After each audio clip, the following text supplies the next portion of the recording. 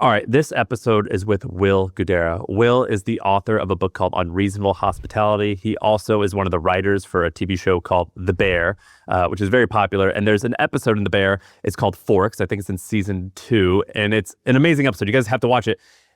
And it's basically all about excellence. So how to have unreasonable hospitality. There's a lot of people listening to this, a lot of the MFM audience. You guys run internet companies. And so this book that he wrote, it's about his restaurant called 11 Madison Avenue and how they went above and beyond to treat their customers amazingly and how it actually helped their customers and helped their business.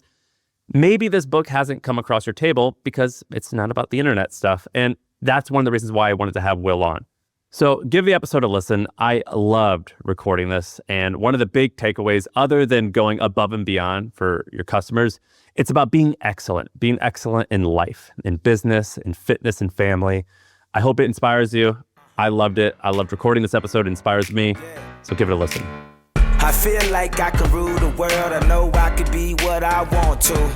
I put my all in it like no days off. On the road, let's travel, never. Man, I'm happy to talk to you. I read a lot, and there's probably 2 books that are not meant to be business, or at least my type of internet business books. One of them is The Inner Game of Tennis. It's a book about how to be great at tennis, but it's sort of like how to be good at sports psychology or life psychology, how to handle stress and not be down on yourself.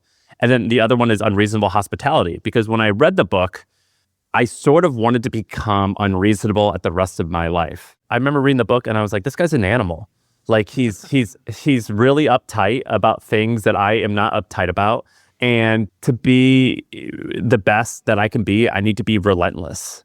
It's interesting. I think that the dichotomy of what's in there is to accomplish what we did there required this relentless pursuit of excellence, right? I mean, that's kind of an inevitability when you're trying to become the best at anything. But what's wild was it wasn't the pursuit of excellence that actually took the restaurant over the top. It was the relentless, unreasonable pursuit of hospitality, right? Like you push everything to get every detail so unbelievably perfect. And then you do these messy things at the end to make people feel so very seen, whether that's obsessing over every single garnish on a plate of crazy uber fine dining food, and then recognizing that the thing that people will actually remember is a hot dog or whatever other random thing we did for people. And so it's this quest for perfection and the acknowledgement that the most human moments are perfectly imperfect. And those are the stickiest of all. And what's that story again exactly? So it was a busier than normal lunch service. I was clearing tables to help out the team. And I was at a table of 4. There were foodies from Europe in New York just to eat at fancy restaurants. And so they'd been to La Bernardin and Danielle and Jean-Georges and Per Se. And for anyone listening who does not know what those restaurants are, just trust in how fancy the names sound. Yeah, they're the very good ones. And this was their last meal. They were going straight to the airport from the restaurant to go back home. And you just overheard that. And while I was at the table, they were raving about the trip. And then one woman said, yeah, but we never had a New York City hot dog. And it was just one of those light bulb moments. And I ran out to the hot dog cart, bought a hot dog, brought in. Then came the hard part, convincing my fancy chef to actually serve it in our restaurant. But he cut up the hot dog, put one little piece on each plate, a little swish of ketchup, one of mustard, a cannelle of sauerkraut, one of relish. He topped it off with a micro herb or something to make it look fancy. So it looked all cool, yeah. And then before their final savory course, which at the time was our honey lavender glazed Muscovy duck, I brought out what we in New York call a dirty water dog. And I explained it. I just said, hey, I overheard you before. We didn't want to let you go home with any culinary regrets. Here's that New York City hot dog. And Sam, they freaked out. I'd been working in restaurants my entire life. I had, to that point, served tens of millions of dollars worth of Wagyu beef and lobster and caviar. I'd never seen anyone react to anything I'd served them like they did to that hot dog. And this was at 11 Madison. This was at 11 Madison. Okay. And for the non-New York, non-foodie audience, 11 Madison, I think you guys won an award that was the world's best restaurant. Was that what the title was? Yeah. Which is just that's a crazy thing that even exists. But you won it. You won that such a ridiculous award.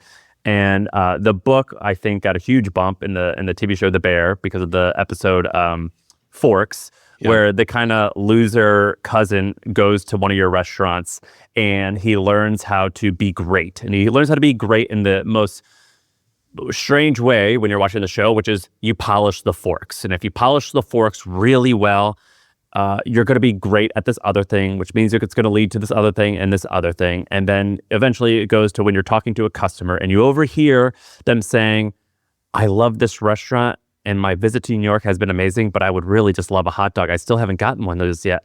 And if you overhear a customer say that, you run outside and you get them a hot dog and you present them in such a way that brings memories. Yeah. And that's the point of the book, and also a little bit about your background. Were you at 11 Madison as uptight as like hardcore as the show The Bear kind of made it seem? Like, do you have to perform and sort of be a dick to your staff in order to make them buy into this stuff? Listen, I think to succeed in a restaurant as a leader, the same lessons are true when it comes to succeeding in any other business. I think the greatest leaders are those that when they walk into the room, the people that work for them, like, check themselves a little bit. They want to make sure that everything is as it's meant to be, and they smile because they're happy that person's there. Right? Like when you're a leader that acts like a dick, people are just scared of getting yelled at. When you're an attentive leader that is thoughtful in holding people accountable, people don't want to make a mistake because they don't want to let you down. But can you walk me through a scenario? Because as a leader, I have a bunch of employees. I have this weird feeling of like, well, I don't want to be like disliked too much. And I don't know if I should call this person out on this particular thing. I don't know if I want to pick that battle right now. And so for all the listeners who, I think I'm pretty average in terms of, a lot of people feel that how I feel. Yeah. Can you walk through like a conversation as to like a productive leader conversation that relates to holding people accountable? Yeah, well, first of all, I think too many leaders focus on wanting to be liked. The people that work for us don't need another friend. They need actually someone who's willing to step up and lead them. And if you focus on doing that consistently, they will invariably like you. It's not dissimilar to when you try to build any sort of business. If you focus so much on making money, you're probably going to do something mediocre. Whereas if you just focus on building something great, you're going to end up making money. Yeah. I believe that the great cultures are those where feedback is normalized. And when I talk about feedback, obviously I'm talking about praise. When you set crazy expectations for people on your team, you better be there to celebrate them when they meet or exceed those expectations. A, well, because it's the right thing to do. But B, because praise is addictive. And when you receive some, you want to receive more. But sometimes I fear that we focus so much on praise and think that that's the only way to build a great culture that we forget about how powerful criticism can be. Because if praise is affirmation, criticism is investment. The people that work for you definitively are there because they want to grow and become better versions of themselves. And that means that if you aren't there to hold them accountable when they are not being the best versions of themselves, you're not actually doing right by them. I don't think there are many things a leader can do that are more beautiful than being willing to step outside of your comfort zone for long enough to invest in someone else's growth. Now, the only way it's an investment if it's done thoughtfully, and I have rules of criticism. Before you say those rules, just so I understand, how much staff did you have in across all the restaurants? Oh, 1,800. Wow. Okay. And was your retention better than industry standards? Dramatically so. Yeah. So you killed it there. Yeah, we did well. Okay. And what are the rules for criticism? And by the way, any of these individually, they're pretty simple, right? A, criticize in private. You can praise in public, but criticize in private. The moment you criticize someone in front of their peers, a wall of shame goes up. They're not going to receive the information you're delivering them. 2, criticize the behavior, not the person. People inadvertently end up talking about the person's shortcomings as opposed to just focusing on the behavior itself that they're trying to correct. 3, criticize consistently. Too often, we don't have the energy to call someone out for having done something. And so we wait until the moments that we do. But when that's the case, two things become true. One, people aren't sure what right looks like because you only call them out every other time they do that thing. Or perhaps even worse, people think you only criticize them when you're in a bad mood, which brings a negative stigma to the exchange. Never use sarcasm in criticism. A lot of younger leaders do that. They think that if they make a joke out of it, it'll be easier to swallow. But joking around about something as beautiful as investing in someone else's growth, I think makes a fool of both of you. So what's an example? You know, like when people are like, hey, maybe stop being so late, like like whatever, trying to like. Yeah. So what would you say instead? It said, we said we were going to be here at 8. You weren't. I don't like that. Can you please be here at 8 tomorrow? Exactly. Without emotion. Yeah. Which brings you to the next rule. There's no place for emotion in criticism. It's unemotional. The moment you bring emotion into it, you're eliciting emotion in the other. And the more someone is emotional when receiving criticism, the more they shut down.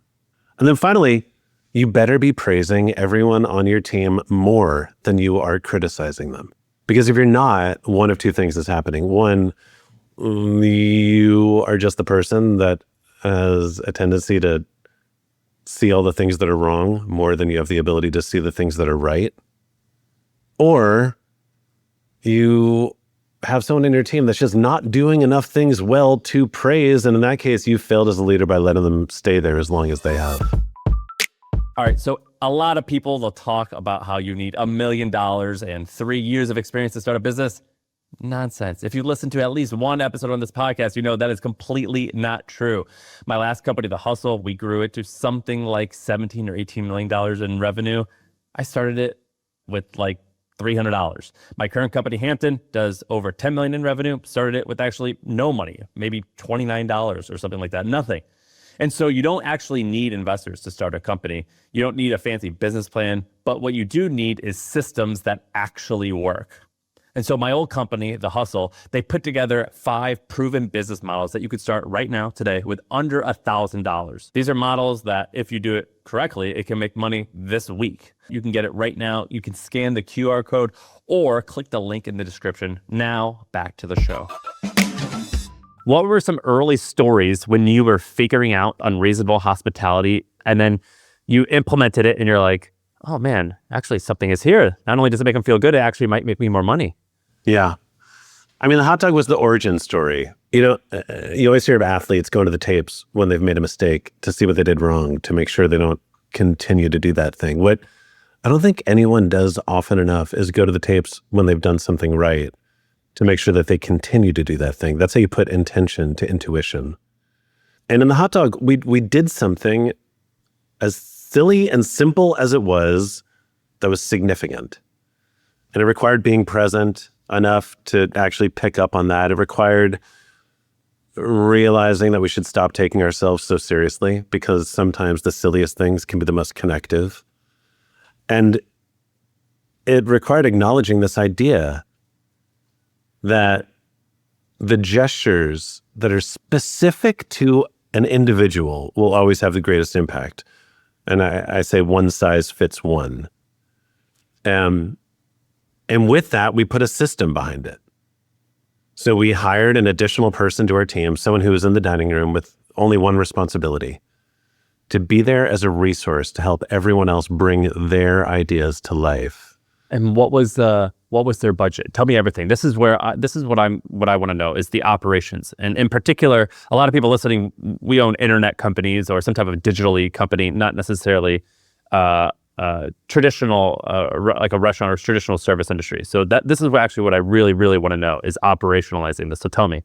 Yeah. So listen, in the beginning, we didn't put a budget to it. It was just like, hey guys, just start doing it and like be reasonable. Don't be unreasonable with the thoughtfulness, but like we're not spending $1,000 on an idea for someone. And what was this person's title? The Dreamweaver. The Dreamweaver. Okay. And what were they making? I don't know what restaurant salaries are. They were probably making $25 an hour. Okay. And their whole goal, you said, I don't know if you wrote out in a memo or in the job description, you said, help everyone. You're just there. Because, okay, so here's the thing. Having nothing to do with unreasonable hospitality. Like, everyone has great ideas. The difference between like the people that I think crush it in life and those that don't are the ones that actually decide to bring their great ideas to life, right? Yeah. Now, the reality is in the workplace, in most high-functioning organizations, people don't have a ton of bandwidth. This is especially true in a restaurant. It's not like people have an extra 30 minutes in the middle of Saturday night service to go work on a little art project. This person was just there to create bandwidth. So they were there. Anyone on the team had an idea, they could go to the Dreamweaver and be like, hey, I need you to go out to the store and get a DVD for the movie Seven on the fly. Or, hey, we need to find sleds immediately. Or, hey, we need to go get the cotton candy machine from downstairs. Or, hey, does the toy store sell Super Soakers? Can we get any of those right now? Whatever it was. And that person was just there to execute. Now, over time, we started hiring the Dreamweavers from art schools so they could actually like do their own craft work in the moment. And we just let it fly. There was one Dreamweaver. The Dreamweaver was responsible for execution. Everyone on the team, though, was in their own way a Dreamweaver because they were the one responsible for ideation. Yeah. Right? It's the people on the front line that are actually connecting with the customers. They're the ones that are picking up on the little things that you can run with.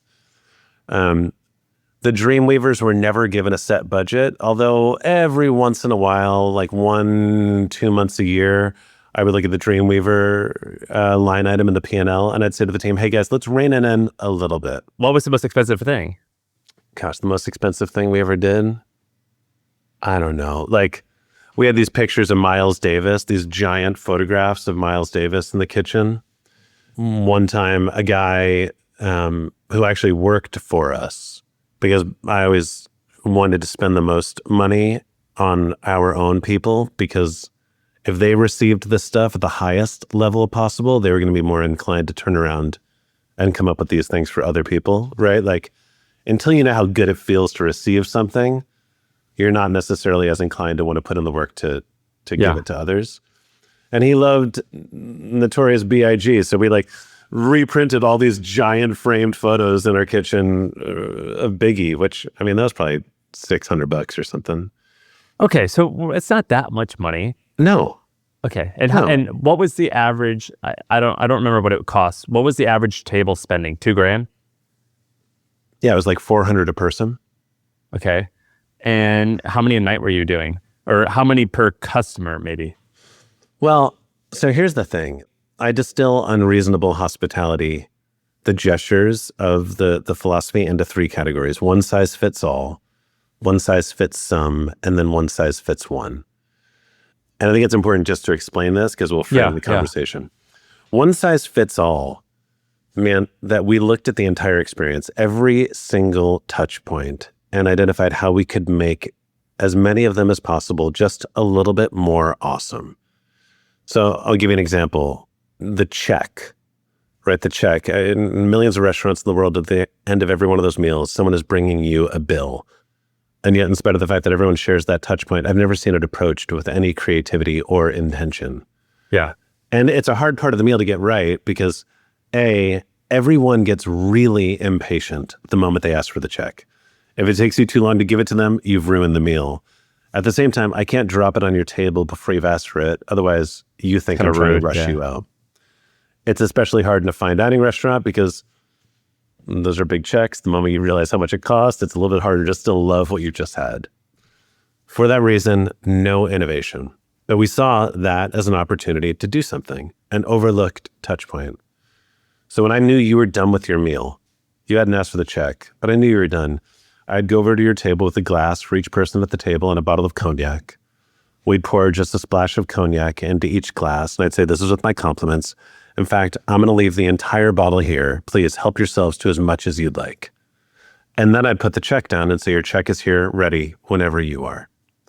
It's a small change with a profound impact. 1, no one ever had to wait for the check again.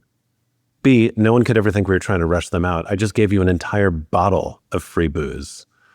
It didn't cost very much. Rarely did people drink more than that splash. And yet, at the moment where we brought over that big bill, we matched it with a gesture of profound generosity. And by the way, I've talked to people who dined with us back then. We were serving some of the best food on the planet. They don't remember a single thing they ate. but they'll never forget how we made them feel when we gave them that bottle of cognac. There was, have you read the book Influence by Robert Cialdini? No.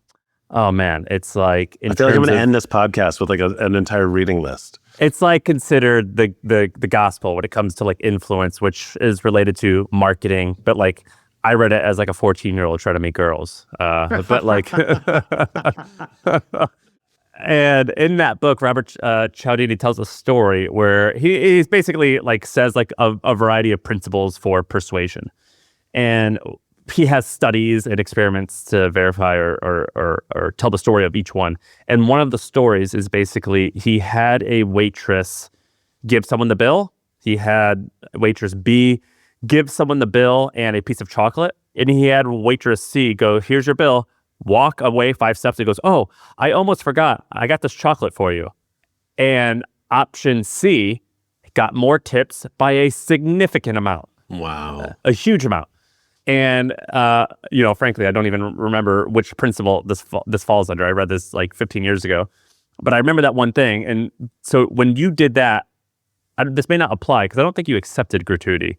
But did you, if you did you notice gratuity for the wait staff went up to the roof because of this gesture? For sure. And by the way, that's well documented. Cornell did a study. They did one where they compared 1,000 diners that give that little mint with the check to 1,000 diners that didn't. And the ones that did on average had 18% higher tips. I just think generosity begets generosity. That is the rule of reciprocity, by the way. It's called the rule of reciprocity. And here's how it states. It's basically, if I do a favor for you, you will do a favor for me, and it can be significantly outproportioned, but because you now feel like you owe me, and humans hate owing someone. And so I remember reading about this, and I went and bought a motorcycle. Back then, it was a very cheap motorcycle. I think they wanted $3,000 or $2,500. And I showed up with 2 cans of Coke. And I go, hey, I'm ready to look at your motorcycle. I met the guy on Craigslist. By the way, like there's a gas station here. I got myself a Coke. Do you want one? I thought you might want one. And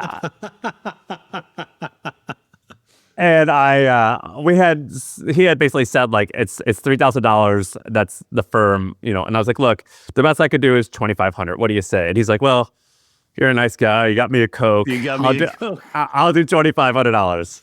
So that was a $499 win on that. Yeah. And that's sort of what it appears as though you did with the cognac. And that's why I was asking about gratuity, if it went up because of that gesture. Do you know, I was just on a Zoom with, do you know Rory Sutherland? Do you know who that is? The marketing guy. Yeah. Ad agency executive. Yeah, we were talking about this exact thing earlier today. He was talking about how he ordered a new mattress and pillows from some company, and they just included like a duvet set or something. And he's like, honestly, I'd feel guilty if I ever ordered a mattress from anyone else again. But we were juxtaposing that against, had that same company said, if you order a mattress and 2 pillows, we will give you a duvet set.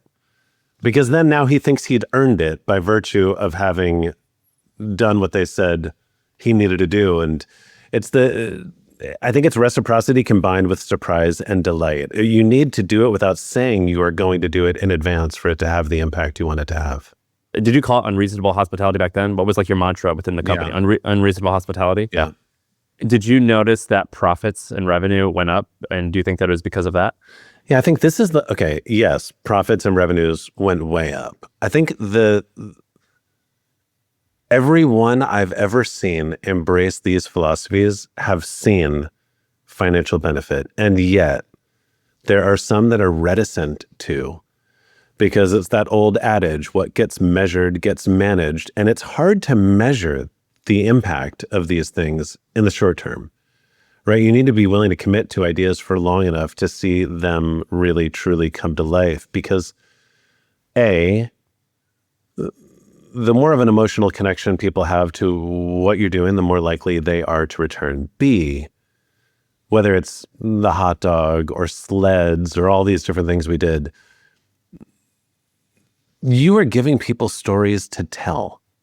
And every dollar I ever spent on unreasonable hospitality was far more impactful than any dollar I ever spent on traditional marketing, because when you give them those stories to tell, what do you think they're going to do? They're going to tell them over and over and over again. Well, were you guys seeding those stories? I mean, if like the hot dog story, like it got out, were you the one who told everyone? Because if I'm gonna do this, I'm telling everyone I've done it. No, we never told anyone we did the things in the moment. The hot dog story got out when I wrote the book. Got it. But I think if you do these things, you can be pretty sure that people are going to tell the stories themselves. Listen up. The old playbook is slowing you down. AI broke the funnel. Loop marketing fixes it. It's a new era for marketers. AI is capturing search traffic, channels are fragmented, and generating leads feels less predictable than ever before. HubSpot's Loop Marketing Playbook will guide you through this unprecedented disruption. It's the system your marketing teams should use to move faster, connect deeper, and grow smarter. The modern growth playbook for the AI era. Built by HubSpot, designed for today's marketer. Get the Loop Marketing Playbook at HubSpot.com/loop-marketing to find out more and leave your competition behind. All right, back to the pod. Okay, so that's one size fits one. One size fits some is effectively using simple pattern recognition. The reality is, in every single business, there are things that happen over and over again. They're not touch points. They don't happen always for everyone, but they happen sometimes for some people. If you've ever gone to a casual dining restaurant with a kid and they give you the little pack of crayons and the coloring mat, that is effectively pattern recognition. They've realized kids come in, if we have these on hand, it will result in a better experience for the families as well as the children. Did you have a unique twist on that particular We one? did so many different things. We had Lego sets for a while. We had like Etch-a-Sketches for a while. We just cycled through different things. But we did like full proper exercises where alongside the entire team, we'd come up with lists of these recurring moments and then get creative on how to make our reactions to them more awesome.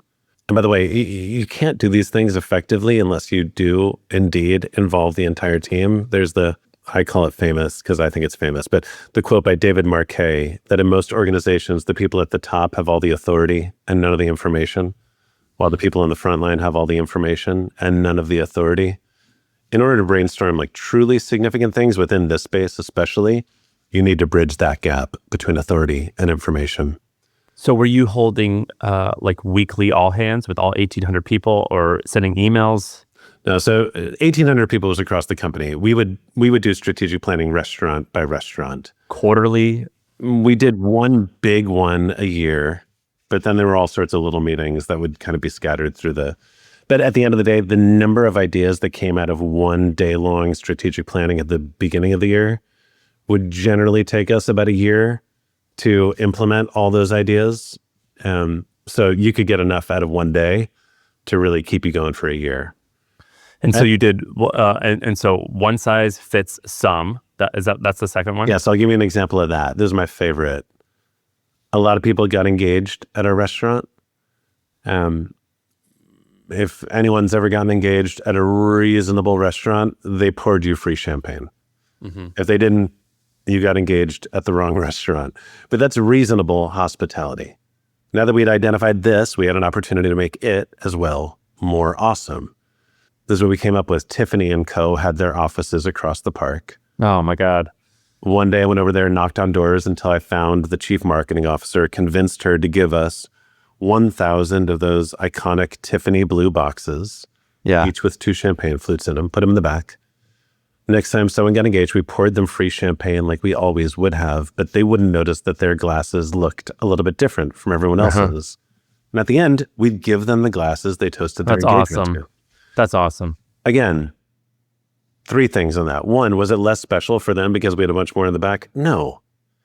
2, I have talked to people who got engaged with us who don't remember a single thing they ate, but they will never forget that. And 3, that one didn't even cost us anything. I mean, it cost Tiffany a reasonable amount of money, but I guarantee they've more than made up on that investment with all the Tiffany things that have ended up on registries. Dude, that's so good. And then, of course, there's one size fits one, which is the Dreamweaver stuff. The reason I say all of them is because at 11 Madison, we would serve 110 people a night. I couldn't do a Dreamweaver thing for every single person that came in there. But between one size fits one size fits some, and one size fits all, you better believe that everyone was walking out of there having had an experience that, well, felt at least a little bit magical. I used to run this company called The Hustle. It was the first company that I sold, and it was a pretty amazing company. And I'm a self-taught copywriter. That was my passion. And the company was built on copywriting. And one of my philosophies was to alter what I called the forgotten text. And what that means in practice is a very specific example is when you would sign up, like for your conference website, when you enter your email, more often than not, in 99% of cases, a customer will get an email from MailChimp or Beehive or ConvertKit, whatever, and it's going to tell you, thanks for subscribing, click here to confirm, and that's it. It's just like the stock email. Yes. I wrote the world's greatest welcome email. And I'll have to remember it, but it said, the subject was, look what you did, you little jerk. And the body, it said, I don't think you realized what just happened. You just signed up for the best business newsletter on earth. And immediately after doing that, a bell went off in our office in San Francisco. And when that bell went off, Sarah went and did 25 push-ups because she was so excited. David went and took a shot for some reason.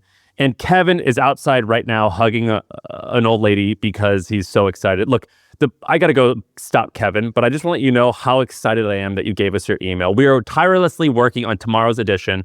I hope you love it. And just know that we are working really hard to please you. And it went viral. That went viral. And then we took it a step further. So when you unsubscribe from an email, you often just see you are now unsubscribed.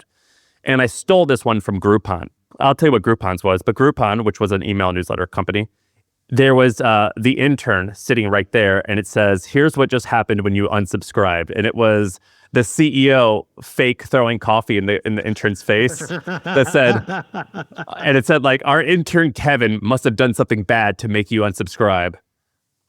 I'm punishing him. Don't worry, I'm on it. If you want to resubscribe and give us another chance, that would mean a lot. Click here. And so the point being is that we worked really hard. So our pop-up said, oh no, not another pop-up. Well, look, while you're here, the situation is this. This company, it's called The Hustle. It's my company. I run it. And we do this newsletter. Give us your email if you want to get it the next day.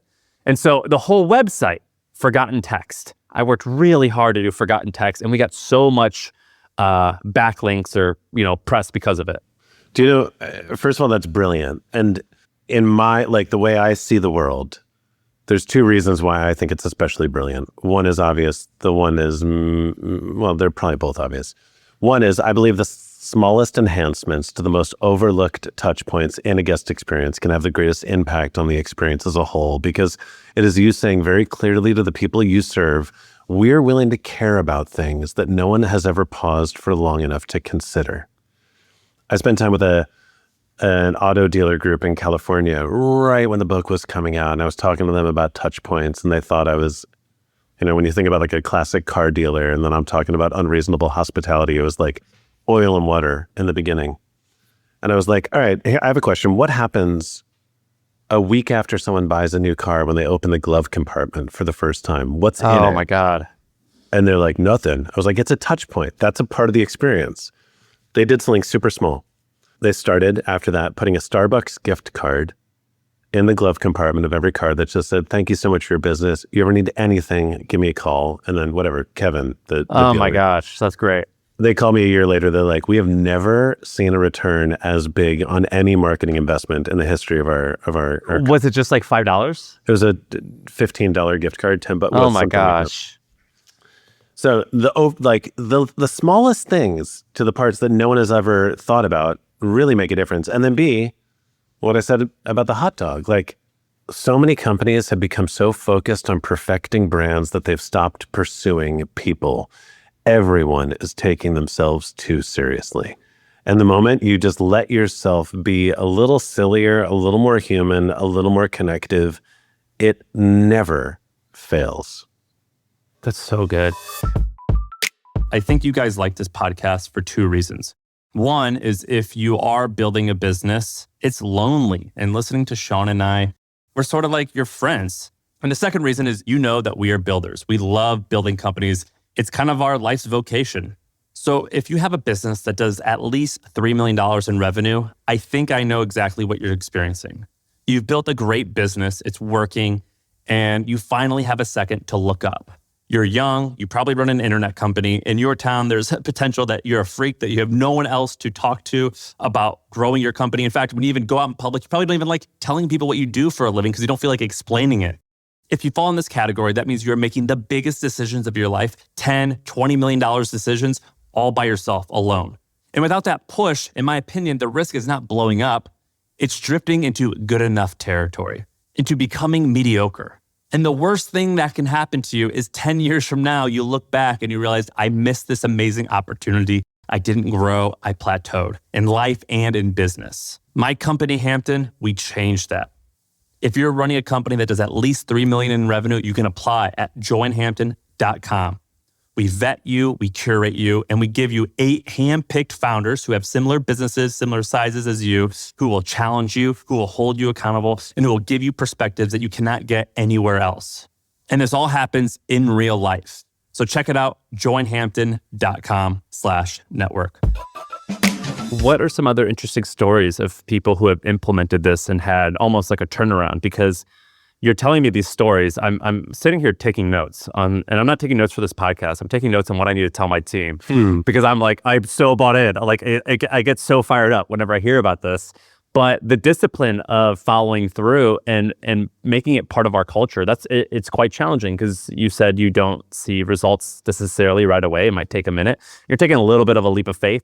I mean, here's another one that I heard recently, and this has been one of the most fun things for me over the past 2 years is getting notes from like people that run funeral homes and prison systems and insurance companies and banks and NFL teams and everything in between about all the various ways in which they've manifested the ideas. But I think this one's quite brilliant, and it focuses on the beauty of making things mandatory.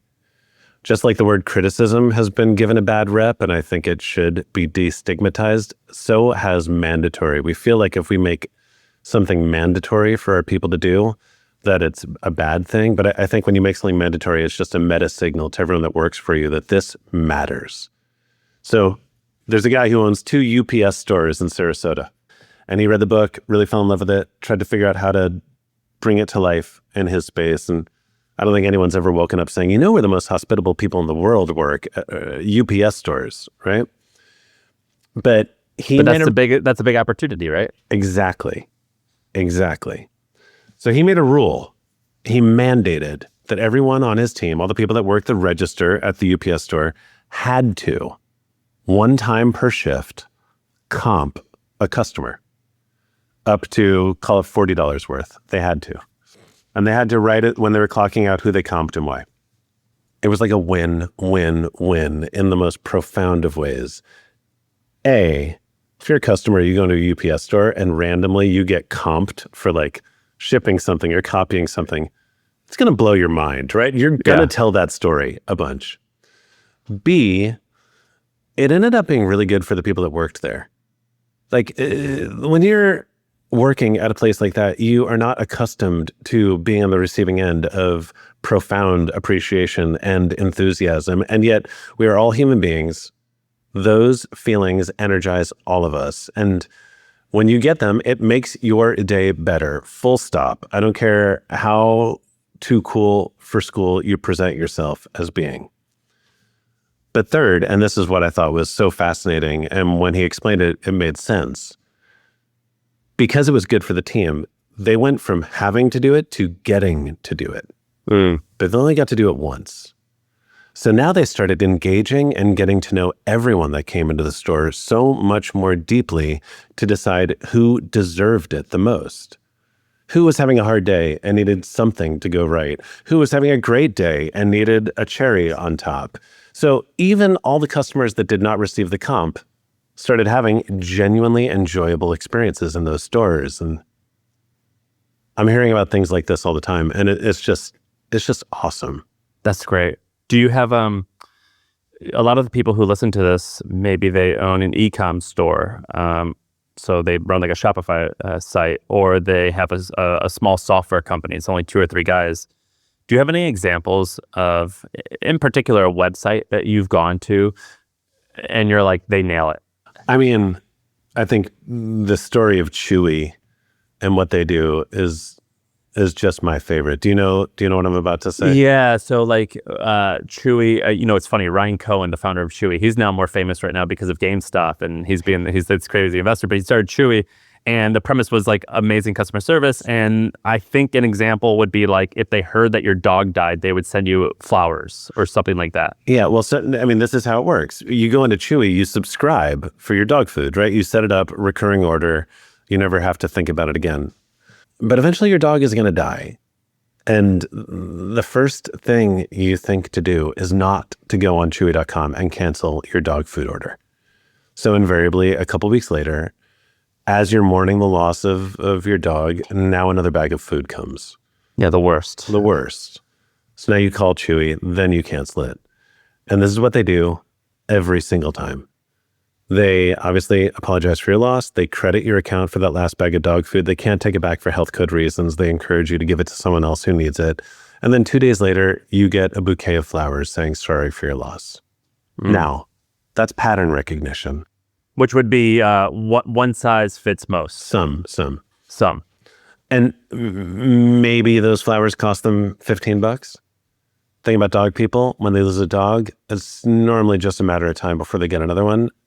And the same way that Rory is never going to buy a mattress from anyone else, I'd be hard-pressed to imagine anyone ever buying dog food from anyone else ever again.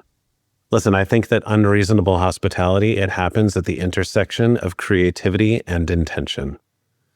It's being intentional enough to pursue relationships, to seek out opportunities, and to, care enough to find them and then to do something with them once you do. And then creativity to try to figure out what is the most awesome way you can possibly come up with to respond. I think it's just as much about creating an environment where your team feels energized and rewarded and appreciated as well, because it's a two-way street. I at least for me anyway, there is nothing that energizes me more than when I get to see the look on someone else's face when they receive a gift I am responsible for giving them. And when you create a culture like this, you're giving everyone on your team the gift of just being able to give gifts. And they don't always need to be lavish or expensive. They just need to be thoughtful. Are there any other digital brands that I can go to and document or become a customer of and see how this is implemented well? I am consistently drawn to the in-person examples, but you asking me this makes me, I feel like you're asking me what is a good movie that I've seen recently. I never have the ability to remember them off the cuff, but yeah, I'm putting you on the spot, and I can give you an easy out if you want an easy out. Let me think. Are there any that I have? The fact that we can't come up with any off the top of my head is kind of insane, I think. yeah. Which if I'm listening to this, I'm like, oh, so the bar's low. Because by the way, I would call you out, actually. I would say, so you run this thing called the Welcome Conference. Okay, I'm going to go to thewelcomeconference.com. I'm going to go to your website. I feel like we can make this unreasonably hospitable and make this even better. It's funny. We're like 2 weeks away, unreasonablehospitality.com, thewelcomeconference.com, of releasing an entire new website for both of them, because our websites kind of suck right now. I'm not going to lie. When I'm thinking about all this, I'm like, all right, I got to go implement all this stuff, but it's like, shoot, I got to go and design the site and write. It's hard. It's a marathon. It seems a lot more fun to give someone free UPS. No, but this is what I'll tell you. I use the word magic a lot, because I do believe when you do these things, you're creating magic. And there's this quote, Penn and Teller. My favorite quote about magic comes from Teller. He says, sometimes magic is just being willing to invest more energy into an idea than anyone else would deem reasonable.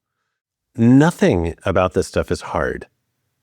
It does, however, require being willing to work harder. I was talking to a buddy of mine who's a magician, and he was doing training for. It's like the greatest friend ever to hang out with. Dude, I have a lot of magician friends. Do you really? Yeah, I do.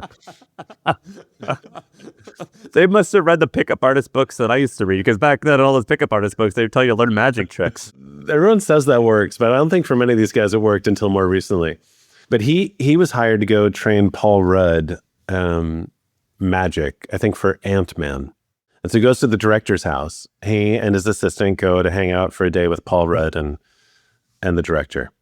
And they go through a bunch of magic tricks. They're showing him, teaching him how to do it, the whole thing. And at the end, they're about to leave, and the director's like, come on, show me your best trick. He's like, well, I kind of just showed you all my stuff.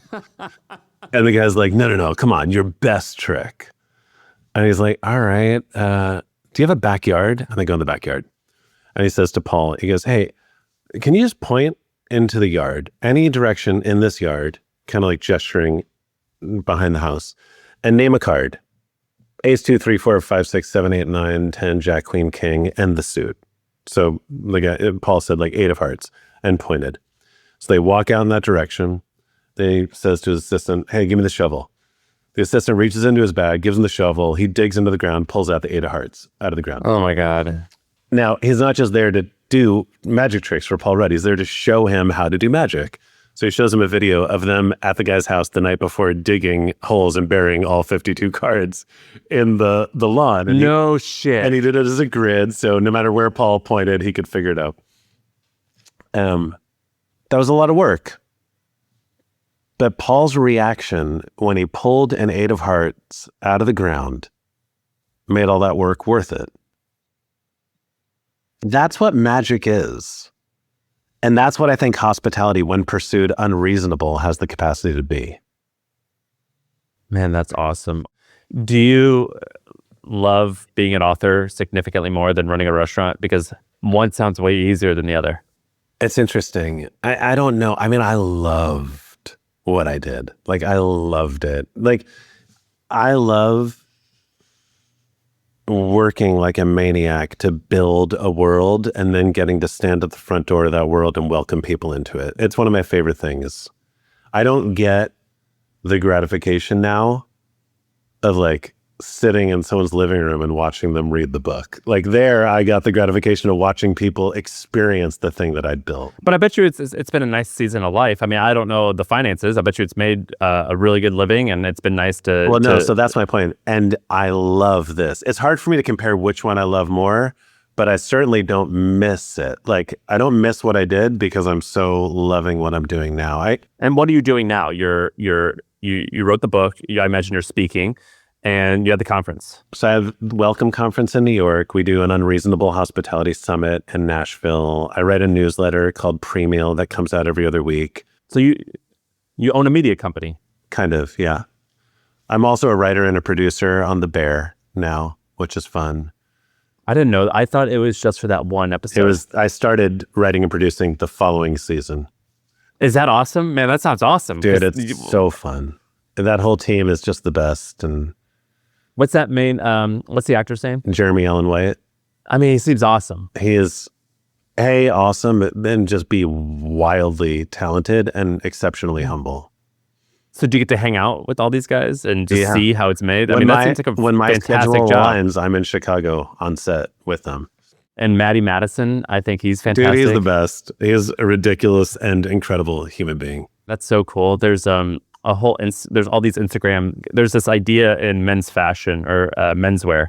And the idea is like, for certain people, if you try too hard, it's like the clothes are wearing you. You're not wearing the clothes. Yeah. And it's called sprezzatura. Yeah, sprezzatura. And then there's Manny Matheson, who's always wearing the clothes. Like and he's the example. So sprezzatura, I've talked about this pod. It's an Italian word. It basically just means effortlessly cool, which is like it's like a $2,000 beautiful suit, but you're wearing like dirty boots, and because of that, you're cool. I'm not. I don't have that, by the way. I don't have that grasp on menswear. I wear like a t-shirt and jeans at this point. Yeah, but you kind of had it in a way because of your company. Yeah. And Maddie Madison, for anyone listening, in The Bear, he's what's his name in The Bear? Fact.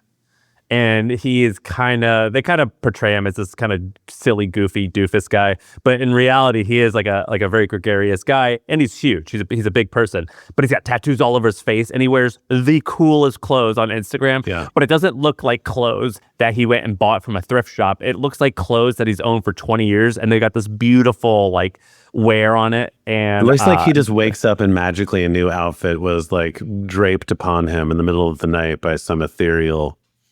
Yeah, he's got it. So he's like that in real life. No, yeah, he's amazing. He's so sweet.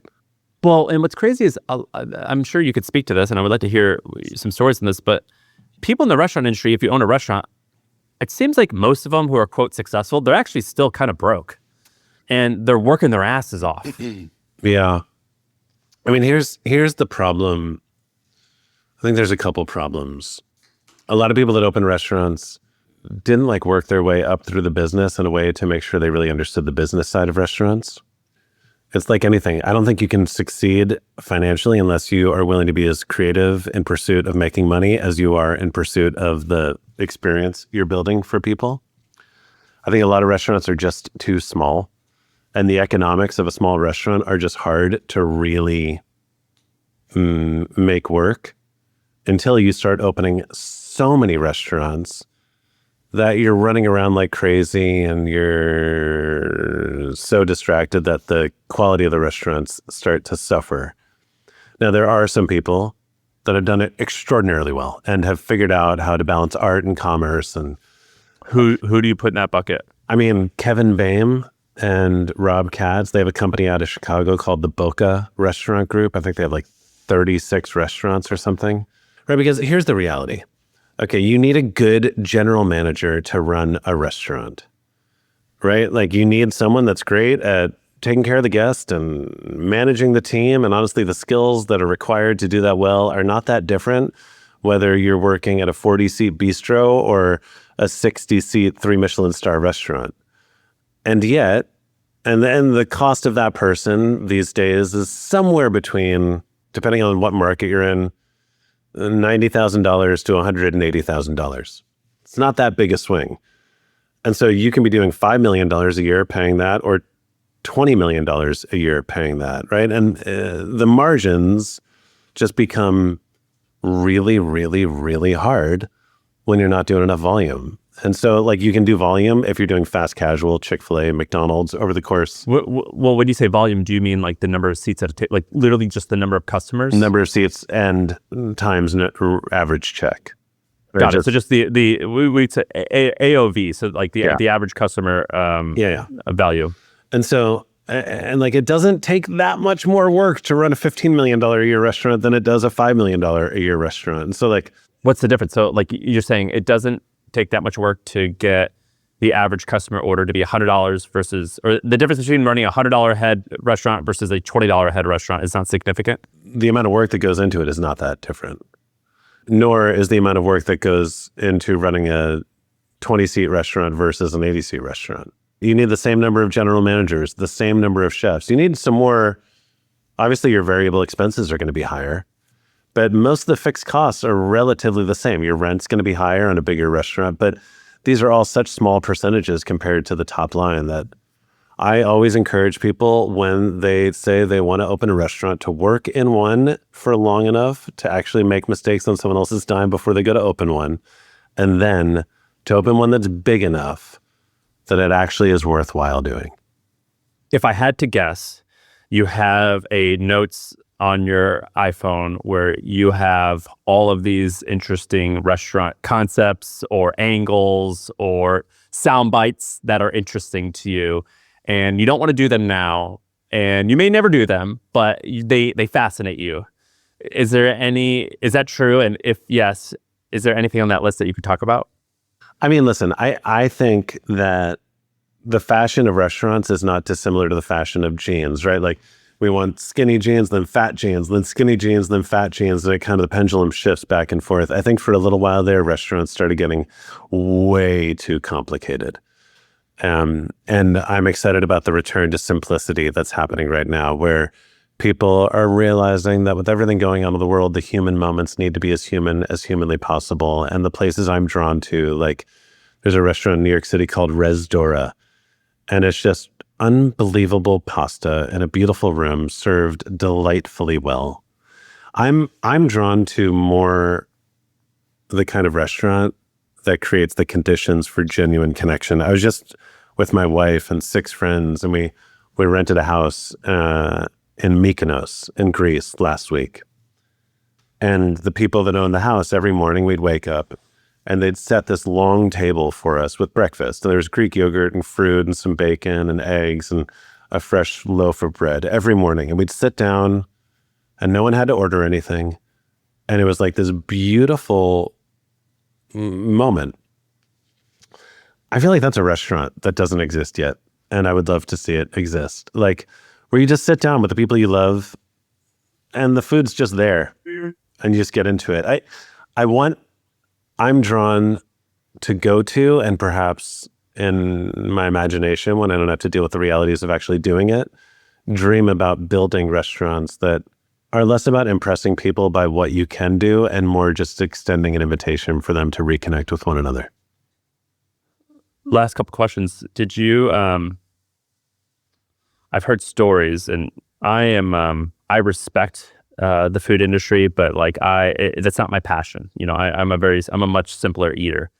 And what little I do know is like I've read stories about like the Michelin star thing, and how like some chefs will like end up giving it back because they play to the critics sometimes, and it kind of becomes overwhelming for a variety of reasons. Did you ever feel when you were building your restaurants, did you ever feel the tension of playing for critics and awards and playing for customers and also doing things that you just think because they're dope? Yeah. It was a tension that I felt more acutely earlier in my career and in our journey towards success than I did later. I think in the beginning, listen, you have to play the game a little bit. Of course. Right? I think it's the same no matter what industry you're in. You can't get people to pay attention to you unless you've achieved some level of critical success. And that means doing the things that you aren't necessarily inclined to want to do in order to get to where you need to get. So I'll give you an example. My first big goal was I wanted 4 stars in the New York Times. There's only 7 restaurants in New York with 4 stars. We needed to get that. That was the starting point. Once you're a 4-star restaurant, then you're going to be full all the time. And if you want to be the best at something, that's the first stop along the way, especially if not especially if you are in New York. Now, when I looked at the 4-star restaurants at the time, they were all on like the Upper East Side. They were all in Midtown. They were like fancy places. And so I don't believe there should be a dress code in a restaurant. I think that you're there to invite people as they are, but we had to have a dress code. We never were jackets required, but there was like a proper dress code, no hats, no t-shirts, whatever it was. The day we got 4 stars, the dress code went away. Like there were certain things we had to do in order to get a seat at the table. And then once we were there, we had the freedom and the confidence to start doing things our own way. Over time, what I learned was that if I consistently was delivering the thing I wanted to receive, it was always going to resonate more with the world. And so playing the game got us to a pretty good level, but starting to just do what I wanted to do and not what I thought other people wanted us to do was the thing that ultimately got us to the top. One of my kind of joys of this podcast is finding people who our listeners don't already know, and we kind of like we said like this we put our stamp. We're like, this person's amazing, and hopefully in some way we're like a little bit of a tastemaker because we have shown them something new. Yeah, you're already a huge deal, and you've been circling around the business circle and everything for a while. We definitely haven't discovered you, but it would give me so much joy if someone listens to this and feels inspired because they hadn't previously heard about you and now know about Unreasonable Hospitality, just for the sake of excellence, of pursuing excellence. And that's something that I'm very passionate about right now. I wasn't always passionate about that. And now I don't think that comes naturally to me. For a long time, my attitude was, it's good enough. Move forward, aggressively move forward. And I'm trying to fight that and I'm trying to be more excellent. And I hope that the listener, because I know I feel this way, whenever I talk to you, whenever I read about you, whenever I listen to a podcast with you, I feel that. I feel the need to be more excellent than I've currently been behaving. Thank you, man. Thank you. And I hope we've given that to our audience. Well, to anyone out there listening who this is the first time we've run into one another, it's good to meet you, kind of. Yeah. What do you want to promote? Do you have anything? What's your social media platform of preference, if any? Yeah, the two things I'm excited to promote are the newsletter Pre-Meal, which is one of my favorite things to do. Like, it is the stories that I shared today. It's me sharing one of these stories every couple of weeks, just things I'm seeing out in the world that inspire me. You can sign up for that at unreasonablehospitality.com. And then second, my next book, Unreasonable Hospitality, The Field Guide, which is like my version of a workbook to really like go through with a team and bring these ideas to life, comes out April of next year, but is available for pre-order now. And I'm so excited about it. I just signed it up to Pre-Meal, and I'm absolutely going to buy that. I would love that. That seems to be the thing now in the book industry, is having like a workbook to accompany the book. We made it much harder on ourselves than we needed to. It's like this 4-color, it's almost like a graphic novel version of a workbook. I did it with this design firm called Invisible Creature. They've done work with like NASA and Pixar. And I love workbooks. I fall for it every time. And by the way, I just signed up for Pre-Mail. Your welcome email, I don't even want to say what it is, because hopefully you'll get more subscribers. Your welcome email is fantastic. Thank you. Like I've only, obviously I'm doing this, I can't read the whole thing, but like I'm seeing like I've read the first sentence, I'm hooked, and I'm scrolling, I'm like, oh, this is a whole story. Here's the background. This is awesome. There we go, dude. That's high praise. Yeah, the website sucks, but the welcome email is okay. The website absolutely does not suck. I just messing with you. This is awesome. We appreciate you. Thank you so much. That's it. That's the pod. I feel like I can rule the world. I know I could be what I want to. I put my all in it like no days off. On the road, let's travel. All right, let's take a quick break because, as you know, we are on the HubSpot Podcast Network, but we're not the only ones. There's other podcasts on this network too, and maybe you like them. Maybe you should check them out. One of them that I want to draw your attention to is called Nudge by Phil Agnew. And whether you're a marketer or a salesperson and you're looking for the small changes you could make, the new habits you could do, the small decisions you could make that will make a big difference, that's what that podcast is all about. Check it out. It's called Nudge, and you can get it wherever you get your podcasts.